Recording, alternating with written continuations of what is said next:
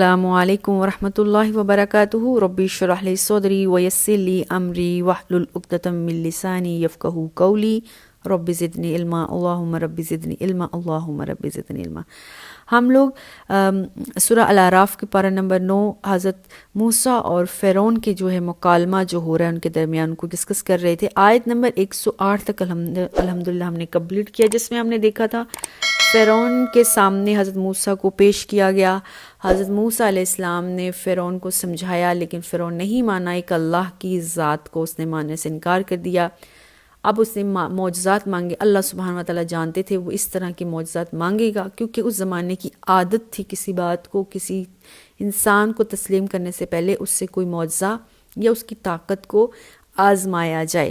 چنانچہ حضرت موسیٰ سے بھی معجزہ مانگا گیا، تو موسیٰ علیہ السلام کو اللہ نے پہلے ہی بتا دیا تھا۔ ان کے پاس ایک لاٹھی ہوا کرتی تھی جس پر وہ ٹیک لگا کے چلا کرتی تھے، اور وہ لاٹھی سام بن گئی، لوگوں کے سامنے اژدہا بن گیا، جس سے فرعون تھوڑا ڈر گیا۔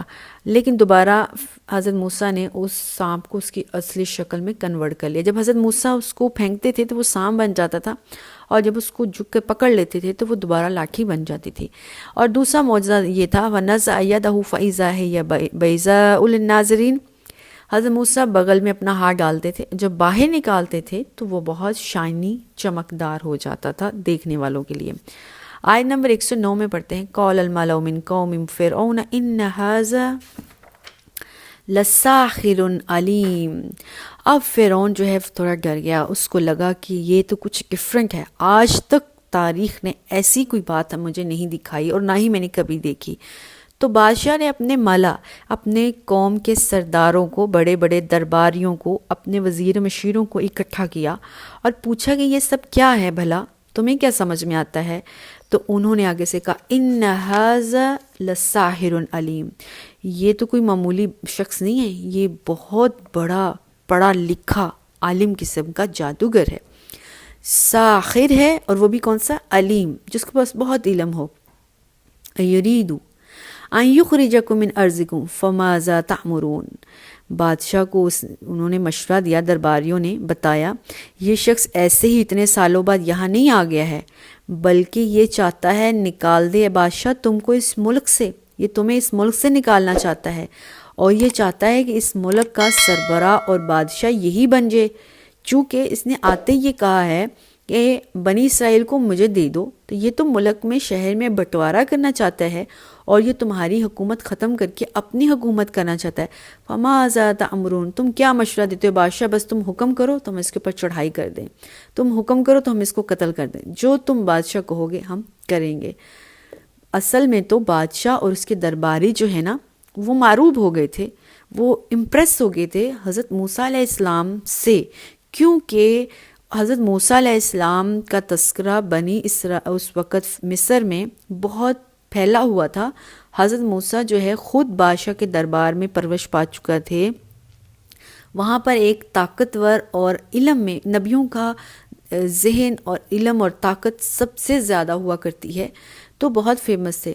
بہت سی وجوہات تھی، ایک یہ کہ حضرت موسیٰ خود انہی میں رہ کے تربیت یافتہ تھے، پھر ان میں سب سے زیادہ انٹیلیجنٹ تھے، اور حضرت موسیٰ کی جرات اور جو دلیری اور جو جسامت کی مضبوطی تھے، اس سے وہ بالکل واضح تھا، ان کو پتہ تھا جو فرعون تھا، فرعون کو اور اس علاقے کے لوگوں کو حضرت موسیٰ کی اس بات کا بڑی اچھی طرح سے پتہ تھا، کیونکہ حضرت موسیٰ نے فنون جنگ جو ہے یہ ان کے اندر رہ کر سیکھی تھی۔ بلکہ ایک دفعہ ایسا واقعہ ہوا تھا، جو پیچھے ہم بات کر چکے ہیں، کہ بہت پھیلی ہوئی حکومت تھی فرعون کی، ساحل کے بحر روم کے ساحل سے لے کر حبشہ تک حکومت جاتی تھی بادشاہ کی۔ تو یہ حبشہ تک جو حکومت جاتی تھی، ایک دفعہ بادشاہ نے ایک چھوٹا سا لشکر تیار کیا تھا اس علاقے کو فتح کرنے کے لیے، اور اس کا سپہ سالار حضرت موسیٰ کو بنایا تھا، جب حضرت موسیٰ جوان تھے، جب حضرت موسیٰ ابھی مصر میں رہتے تھے، حضرت موسیٰ کے مدین ہجرت کرنے سے پہلے کے زمانے کی بات ہے۔ تو بہت تھوڑا سا جتھا تھا، بہت تھوڑا سا گروپ تھا، جس کو دیکھ کر حضرت موسیٰ کی سربراہی میں پہلے فرعون نے بھیجا تھا حبشہ کی طرف۔ تو حضرت موسیٰ کے اندر اللہ نے اتنی طاقت و جرات دی تھی کہ تھوڑے سے جتھے کے ساتھ، تھوڑی سی جماعت کے ساتھ حبشہ کو فتح کر لیا تھا۔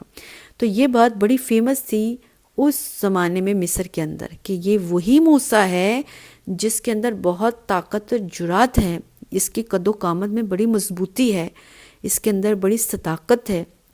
یہ ایک تھوڑے سے جتھے کے ساتھ گیا تھا اور اس نے حبشہ کو فتح کر لیا تھا۔ تو اب وہ سمجھ گئے تھے کہ اب یہ اس کی زبان میں اس کے اندر بہت کانفیڈنس آ گیا ہے، اب تو یہ بڑی تیاری کر کے آیا ہے، اب یہ یقیناً بادشاہ کو ہرانے اور اس قوم کے اوپر حکومت کرنے آیا ہے۔ آیت نمبر جو 110 میں ہم پڑھ رہے ہیں، یرید ان یخرجکم من ارضکم فماذا تأمرون۔ بادشاہ کے درباریوں نے مشورہ دیا، چیلوں نے، بادشاہ کے اندر رہنے والے، پاس رہنے والے اس کے غلاموں نے مشورہ دیا بادشاہ کو، ہمیں یہ لگتا ہے بادشاہ تمہیں اس ملک سے نکال دے گا، اب تم بتاؤ اس موسیٰ کے ساتھ کیا کرنا ہے۔ قالوا ارجعہ واخاہ وارسل فی المدائن حاشرین۔ اب یہ ہے کہ سارے جتھے نے سر جوڑ کے مشورہ کیا، فرعون اور اس کے ساتھیوں نے کیا مشورہ کیا، ایسے نہیں فوراً اس کو نہیں ہراتے، یہ طریقہ کار نہیں ہے صحیح، ایسے کرتے ہیں ابھی فی الحال ان کو ٹال دیتے ہیں۔ ارجیہ واخاہ، حضرت موسیٰ اور اس کے بھائی کو ٹال دیتے ہیں، بھیج دیتے ہیں، ابھی کہتے ہیں جاؤ تم، تھوڑے دنوں بعد پھر آنا، پھر ہم اسے بلائیں گے، پھر اس سے بات کریں گے اور پھر اس فائنل ڈیسیژن لیں گے، اس دوران ہم اپنی پریپریشن کرتے ہیں۔ فرعون نے کہا اپنے درباریوں سے بعد موسیٰ اور اس کے بھائی کو یہاں سے بھیج دو، اس معاملے کو تھوڑا ملتوی کر دو۔ اور اس دوران میں فرعون نے کیا حکم دیا اپنے درباریوں کو، اپنے چیلوں کو، وَأَرْسِلْ فِي الْمَدَائِنِ حاشرین۔ مدائن مدین کی جمع ہے، مدین کہتے ہیں شہر کو، جتنے بھی شہر ہیں نا مصر کے پاس ارد گرد جہاں جہاں تک بادشاہ کی حکومت ہے، سارے شہروں کی طرف بندے بھیج دو، یہ میسج دے کر بھیج دو، قاصد بھیجو میسج یہ بھیجو کہ جس علاقے میں جو بھی جادوگر ہے نا بڑا، جس کو بڑا اپنے علم پر ناز ہے، وہ سارے آ جائیں فلان دن اور فلان ڈیٹ کو، یاتوک بکل ساحر علیم، ہر ماہر جادوگر اکٹھا ہو کر میرے پاس لے آؤ۔ وجاء السحرۃ فرعون قالوا ان لنا لاجرا ان كنا نحن الغالبین۔ اب ایک دن مقرر رکھا گیا، وہ دن تھا عید کا دن، جس دن تمام لوگوں کو یہ بات بہت فیمس ہو گئی تھی اس علاقے میں، سارے لوگ اس دن ایک میدان میں اکٹھے ہوئے، سارے جادوگر اس میدان میں اکٹھے ہوئے، جب بڑے علم والے کامل ترین جادوگر پورے اس کنگڈم، جہاں تک بادشاہ کی کنگڈم تھی وہاں سے سارے بادشاہ آئے، سارے جادوگر آئے، اور جادوگروں نے آ کے فرعون سے کہا، وجاء السحرۃ فرعون، فرعون کے پاس سارے جادوگر آئے، قالوا، ان جادوگروں نے کہا، ان لنا لاجرا، اب بادشاہ ہم بہت بڑے عالم ہیں، بڑے بڑے ماہر جادوگر ہیں، اگر ہم کامیاب ہو گئے نا، وہ جو تمہارے سامنے ایک جادوگر ہے، کیونکہ حضرت موسیٰ کو ایک جادوگر سمجھ رہے تھے، اگر ہم نے اس جادوگر کو ہرا دیا نا، ان کننا نحن غالبین، اگر ہم غالب آ گئے، ہم جیت گئے، ونر ہو گئے، تو تم ہمیں کیا اجر دو گے، ہمیں کیا صلہ دو گے، ہمیں کیا انعام دو گے؟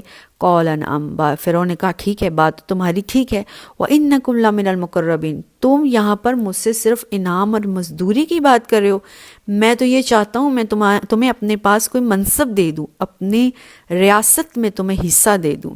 اب یہ بہت بڑا دعویٰ تھا فرعون کا، اور ان جادوگروں کے لیے ایک حوصلہ افزائی کے لیے بہت بڑی بات تھی کہ بادشاہ ہمیں اپنے قریب ترین کسی منصب میں، کسی نوکری پر مقرر کرنے والا ہے۔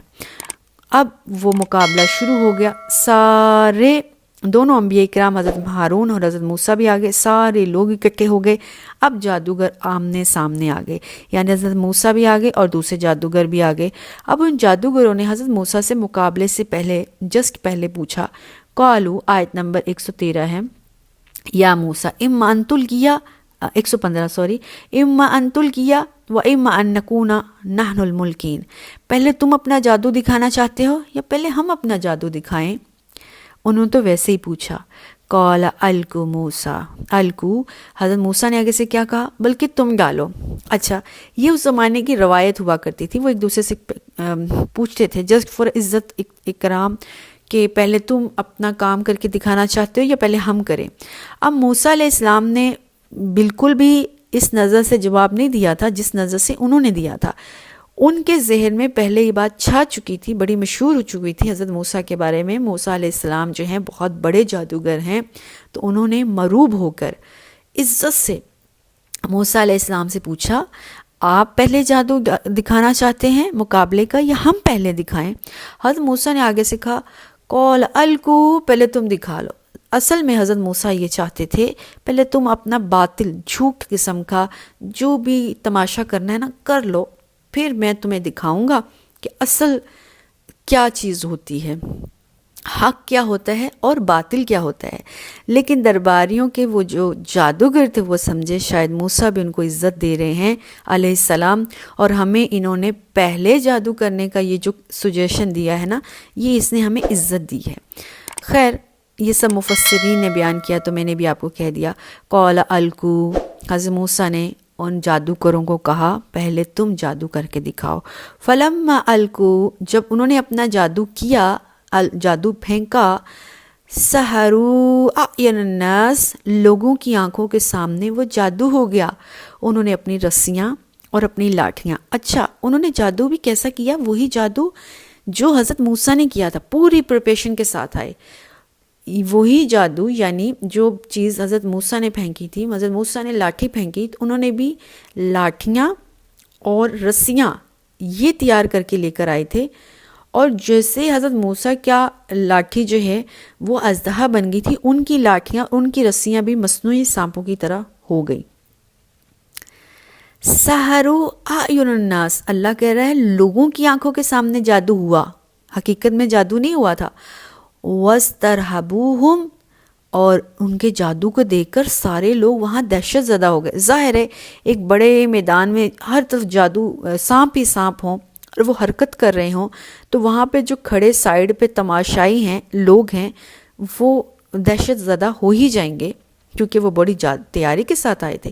وَجَاءُوا بِسِحْرٍ عَظِيمٍ، کیونکہ وہ بہت بڑی جادو کی تیاری کر کر آئے تھے۔ اس قسم کا تاریخ میں پہلے جادو کبھی ہوا ہی نہیں تھا، کبھی ایسا مقابلہ ہی نہیں ہوا تھا۔ اتنی بڑی جادو کی جو تیاری تھی اس کا نتیجہ کیا ہوا؟ لوگوں کی آنکھوں میں سحر آ گیا، لوگ معروب ہو گئے، لوگ انسپائر ہو گئے، اور انسپائر ہونے کے ساتھ ساتھ وَاسْتَرْهَبُوهُمْ، لوگ دہشت زدہ بھی ہو گئے، لوگوں میں خوف بھی آ گیا اتنے زیادہ ایک سانپ میدان میں دیکھ کر۔ آیت نمبر 117 ہے، وَأَوْحَيْنَا إِلَى مُوسَىٰ، اللہ نے حضرت موسیٰ علیہ السلام کو وحی کی، ان القی عصاک، کہ وہ اپنا عصا پھینکے زمین کے اوپر۔ جب انہوں نے اپنا عصا زمین پر پھینکا، اپنی لاٹھی زمین پر پھینکی، فَإِذَا هِيَ تَلْقَفُ مَا يَأْفِكُونَ، تو وہ تو سچ میں سانپ بن گیا تھا، اژدہا بن گیا تھا۔ اس لاٹھی کے زمین پہ جاتے ہی وہ جو حقیقی اژدہا بنا تھا، فَإِذَا، اسی وقت فوراً ہے تلقفو، وہ کھانے لگا، نگلنے لگا، ما یعکفون، وہ جو جھوٹے نقلی قسم کے زمین پر لاٹھیاں جو بنی ہوئی تھی، جو اژدہا فیل ہو رہا تھا، لوگوں کو نظر آ رہا تھا، حقیقت میں وہ سانپ نہیں تھے بلکہ لاٹھیاں اور رسیاں تھیں۔ وہ اس حقیقی جو حضرت موسیٰ نے پھینکی تھی لاٹھی، حقیقی یہ جو اژدہا بن گیا تھا، اس نے ان رسیوں اور لاٹھیوں کو کھانا شروع کر دیا۔ اب ایک اژدہا اور اتنے اژدہا، اتنے سانپ ہوں میدان میں، اور ایک سانپ آ کے ساروں کو جلدی جلدی جلدی جلدی کھا کے ختم کر لے، لوگوں کے لیے اس سے بڑھ کر پہلے تو جو ایک تماشا ہوا، لوگ معروب ہوئے، لوگ ڈر گئے، یہ اس سے زیادہ انسپائر ہونے، اس سے زیادہ ڈرنے والی بات تھی کہ ایک سانپ اتنا بڑا منہ کھولتا ہے اور باقی جتنی بھی نیچے سانپ گرے ہوئے ہیں، جو سانپ ہیں لوگوں کی نظروں میں، وہ سارے سانپوں کو فَإِذَا هِيَ تَلْقَفُ مَا يَأْفِكُونَ، فوراً فوراً آنکھوں کے ایک جھپکنے کے ٹائم پر وہ سارے سانپ اژدہا کھا گیا، حضرت موسیٰ کی لاٹھی کھا گیا۔ فَوَقَعَ الْحَقُّ، اس وقت حق ثابت ہو گیا۔ وَبَطَلَ مَا كَانُوا يَعْمَلُونَ، وہ جادوگروں نے جو باطل کر کے دکھایا تھا، جو جھوٹ قسم کے جادو کر کے دکھائے تھے، وہ دونوں حق اور باطل ثابت ہو گیا۔ حق جو ہے وہ ثابت ہو گیا، جیت گیا اور باطل ملیا میٹ ہو گیا. فغلبوا ہنالک، اب غالب آ گئے یہاں پر حضرت موسیٰ، لیکن مغلوب ہو گئے فرعون اور فرعون کے ساتھی، ہار گئے فرعون اور فرعون کے ساتھی. وانقلبوا صاغرین، وہ ویک ذلیل ہو کر وہاں سے مڑ گئے اور وہاں سے واپس جانے لگے. کون؟ فرعون کے درباری اور جادوگر، کیونکہ اب ان کو سمجھ میں آ گیا تھا کہ سچ سچ ہے اور جھوٹ جھوٹ ہے.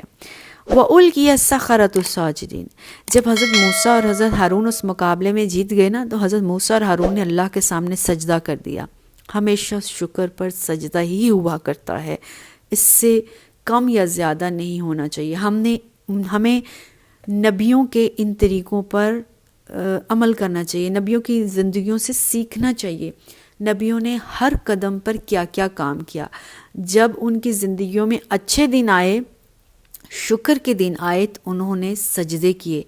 جب صبر کی بات ہوئی تو انہوں نے صبر کیا. تو یہاں پہ موسیٰ علیہ السلام اور ہارون علیہ السلام دونوں جب غالب آ گئے تو انہوں نے فوراً اللہ کو سجدہ کیا. فرعون کو نہیں کیا، اللہ کو کیا، تاکہ سارے جتنے بھی وہاں لوگ ہیں سب سمجھ جائیں کہ کوئی اور ہستی ہے جس کو سجدہ کیا جانا چاہیے. ان کو دیکھا دیکھی جادوگروں نے بھی اللہ کو سجدہ کر دیا. وہ سمجھ گئے تھے. اب میں بتاتی ہوں کیا سمجھ گئے. قالوا آمنا برب العالمین، انہوں نے کہا موسیٰ جس رب کا تم تذکرہ کر رہے ہو نا، ہم بھی اس رب کے تو تمام جہانوں کا رب ہیں، اس پر ایمان لے آئیں. وہ رب موسیٰ و ہارون، جو موسیٰ اور ہارون کا رب ہے. جادوگر ایمان کیوں لائے؟ جادوگر ایمان اس لیے لائے تھے کہ جادوگروں کو پتہ تھا اپنے اصل کرتوت کا. ایک جادوگر نے اپنی رسیاں اور اپنی لاٹھیاں پھینکی تھی، باقی وہاں سارے کھڑے مجمع کو، عوام الناس کو وہ لاٹھیاں اور رسیاں سانپ ہی نظر آئے تھے. لیکن وہاں کھڑے دوسرے جتنے بھی جادوگر ہیں، ان جادوگروں کو وہ رسیاں اور لاٹھیاں ہی نظر آئیں، کیونکہ وہ جانتے تھے یہ رسیاں اور لاٹھیاں ہی ہیں. سحر صرف دوسرے عام لوگوں کی آنکھوں پر تھا. لیکن جب حضرت موسیٰ علیہ السلام نے اپنا عصا پھینکا تھا زمین پر، وہ عصا حقیقت میں سانپ بن گیا. تو سارے جادوگروں کو بھی وہ سانپ نظر آیا، اور وہ سانپ نے باقی ساری ان کے جھوٹے جو رسیاں اور جو لاٹھیاں سانپ بنی ہوئی تھی اس کو فوراً کھا لیا، ہضم کر لیا، نگل لیا. تو یہ بات وہ سمجھ گئے تھے کہ موسیٰ علیہ السلام کوئی جادوگر نہیں ہیں، واقعتاً اللہ کے پیغمبر ہیں. اس پیغمبر کا ایک رب ہے جو رب العالمین ہے. تو وہ مان گئے، انہوں نے سمجھ لیا اور انہوں نے سجدہ کر لیا موسیٰ اور ہارون کے رب کو، اور انہوں نے ایمان لے آئے موسیٰ اور ہارون کے رب پر. اب یہ ساری بات جب دیکھ لی فرعون نے، تو فرعون ایمان لانے کی بجائے فرعون نے کیا کہا؟ قال فرعون آمنت به قبل ان آذن لکم. فرعون نے ان جادوگروں کو کہا میں نے تمہیں بھی اجازت دی ہے، تم نے جو مجھ سے اجازت مانگے بغیر ہی موسیٰ اور ہارون کے رب پر ایمان لے آئے ہو، جبکہ ہائر میں نے تمہیں دیا ہے، پے میں تمہیں کر رہا ہوں. مجھ سے پوچھ کر تمہیں کوئی کام پوچھے بغیر کرنا نہیں چاہیے، اور تم ایمان لے آئے ہو، اتنا بڑا کام کر لیا ہے موسیٰ کے رب پر، اور مجھ سے اجازت ہی نہیں لیا. ان ھذا لمکر مکرتموہ فی المدینہ لتخرجوا منہا اہلہا. اوف! اب فرعون نے اپنے سر کو پکڑ لیا اور اس نے کہا اوف، یہ تو بہت بڑی سازش ہوگی میرے خلاف. مجھے تو یہ بات سمجھ میں نہیں آئی تھی. میں نے تمہیں ہائر کیا، میں نے تمہیں اکٹھا کیا، میں نے تمہیں بلوایا. میں سمجھ رہا تھا تم تو میرے ساتھی ہو، جادوگرو تم میرے ساتھی ہو. جس حکومت پر میری سلطنت چلتی ہے، جس شہروں پر، تم وہاں کے باشندے ہو، اور تم تو اصل میں ملے ہوئے ہو آپس میں. موسیٰ اور یہ سارے جادوگر تو آپس میں ملے ہوئے ہیں. موسیٰ ان کا سب سے بڑا باس ہے، موسیٰ علیہ السلام ان کا بڑا جو کیا کہتے ہیں ہیڈ ہے جادوگروں کا، جادوگری میں. اور تم سب موسیٰ کے سکھلائے ہوئے جادوگر ہو. تم تو آقا اور غلام آپس میں. موسیٰ تمہارا استاد ہے، تم اس کے چیلے ہو.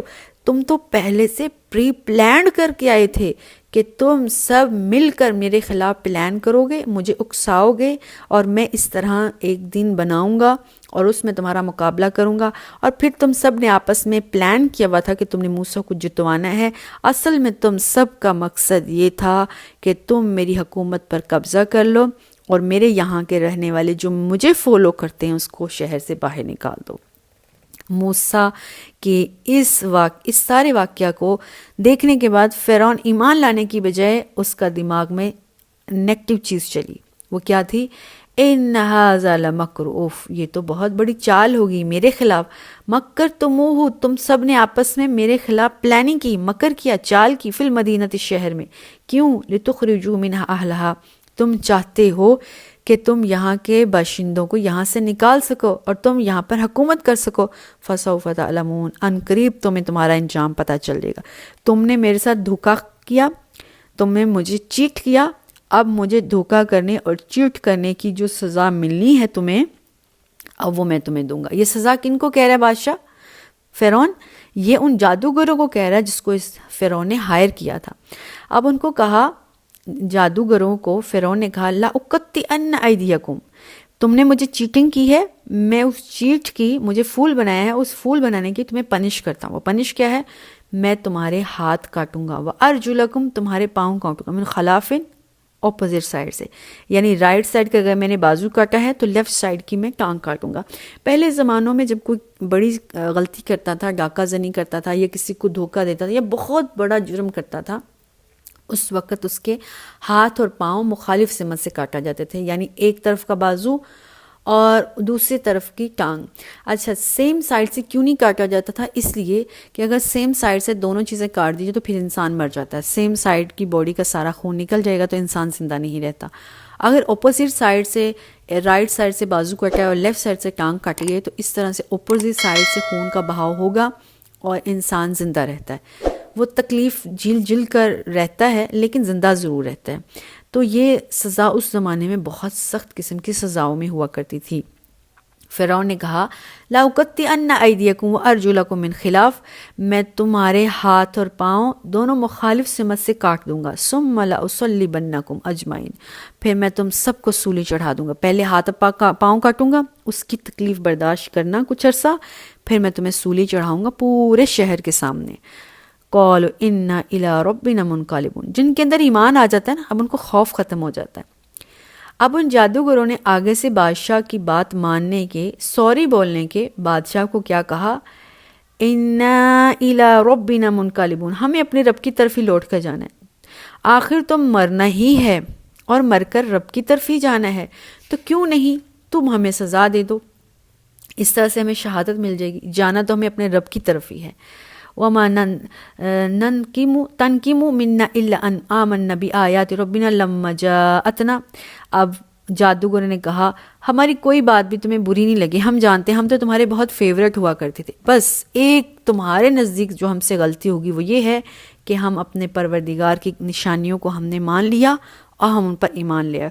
ہماری تمہاری کوئی دشمنی نہیں تھی، صرف یہ کہ تمہارے سامنے ہم اللہ پر ایمان لے آئے ہیں۔ اب جادوگروں نے جو اس وقت مسلمان ہو چکے تھے انہوں نے اللہ سے دعا کی، ربنا افرغ علینا صبرا وتوفنا مسلمین، اے اللہ ہم پر صبر ڈال دے اور ہمیں مسلمان مارنا۔ یہ بہت بڑی دعا ہے، اس دعا کو سیکھنا چاہیے۔ زندگی میں بہت سی مشکلات و پریشانیاں آتی ہیں، بٹ یہ میری فیورٹ دعا ہے۔ جب بھی مجھے ایسا کچھ فیل ہو تو میں یہ دعا ضرور پڑھتی ہوں، ربنا افرغ علینا صبرا وتوفنا مسلمین۔ افریق کہتے ہیں بالٹیاں بھر بھر کے پانی ڈالنا، جیسے کسی بندے کو بڑی آگ لگی ہوئی ہے، بڑی گرمی ہے اس کو، اب کوئی دوسرا بندہ ٹھنڈے پانی کی بالٹیاں بھر بھر کے اس کے اوپر سے ڈالے، سر کے اوپر سے اس کو ٹھنڈ پہنچ جائے، یا پھر دریا کا منہ کھول دے اس کی طرف۔ افریق کچھ چھوٹی بات نہیں ہے، یہ گرامیٹیکلی اگر ہم دیکھے جائیں بہت بڑی بات ہے، یہ بڑا مطلب ہے اس کا۔ افریق، اے اللہ بالٹیاں بھر بھر کے منہ کھول دے صبر کے ہماری طرف، وتوفنا، اور ہم جب مرے نا تو مسلمان ہو کر مرے، اس حالت میں کہ مسلمان ہو کر مرے۔ اللہ سے دعا ہے ہمیں بھی ایمان والا کر دے۔ ربنا افرغ علینا صبر، اے اللہ ہمارے اندر بھی صبر ڈال، کیونکہ صبر ایک وہ چیز ہے جس کے بارے میں اللہ نے کہا ہے ان اللہ مع الصابرین، اللہ صبر والے کو ساتھ ہے۔ صبر وہ واحد چیز ہے جو نماز سے پہلے بھی اللہ نے تلقین کی ہے، وَاسْتَعِینُوا بِالصَّبْرِ وَالصَّلَاةِ، پہلے صبر پکڑو پھر نماز کی طرف آنا۔ تو صبر جو ہے نا یہ بہت امپورٹنٹ چیز ہے، تو ہمیں بھی اللہ سے دعا کرنے، اللہ ربنا افرغ علینا صبرن، ہم پر صبر ڈال دے، بھر بھر کے ڈال دے، اور اس کے بعد وتوفنا مسلمین، اور جب ہم اس دنیا سے جائیں ہمارا خاتمہ جو ہے وہ ایمان پر ہو، ہماری زندگی ایمان پر نکلے۔ رسول اللہ صلی اللہ علیہ وسلم نے فرمایا جس شخص کی آخری کلمات لا الہ الا اللہ ہوں گے اللہ سبحانہ و تعالیٰ اس کو بخش دیں گے، چاہے اس کی زندگی میں چھوٹے موٹے گناہ ہو ہی جائیں، یا جو ساری عمر بھی کفر پر رہا لیکن اس نے اپنی آخری زندگی میں ایمان لے آیا، اللہ سبحانہ و تعالیٰ اس کو بھی انشاءاللہ بخش دے گا۔ تو اللہ سے دعا ہے ہمارا خاتمہ ایمان پر کرے، اور ہمیں جتنے بھی چیلنجز دنیا میں آئیں، اے اللہ پہلے تو ہم پہ چیلنجز ڈالنا، کیونکہ ہم وہ نبیوں جیسا حوصلہ رکھنے والا وجود ہمارے اندر نہیں ہے۔ ہم پر آسان زندگی ڈال، ہم پر آسان حساب لانا، اللہم یسرنا حسابا یسیرا، اے اللہ آسان حساب، دنیا میں بھی آسان اور آخرت میں آسان، اور جب ہم اس دنیا سے جائیں تو ایمان کی حالت میں جائیں۔ والسلام علیکم ورحمۃ اللہ وبرکاتہ۔